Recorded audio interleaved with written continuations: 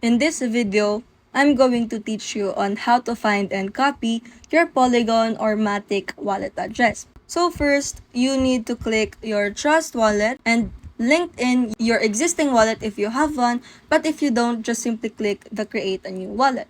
After that, you are going to see this type of dashboard, and once you're in, just simply click the receive button beside the blue logo, which is the buy. And after clicking the receive, utilize the search bar by searching for Polygon or Poly. And after you search for it, you can see on the first cryptocurrency that pops up, just simply click in for you to able to see your QR code, wallet address of your Polygon cryptocurrency. For you to able to receive this type of cryptocurrency, just simply scan or just copy the alphanumeric wallet address that is presented on the screen. But in my case, this is mine, so you have your own unique wallet address. So for you to able to copy it, just simply click the copy button beside, and you can now paste it on other exchanger like Binance or any exchanger that you prefer on.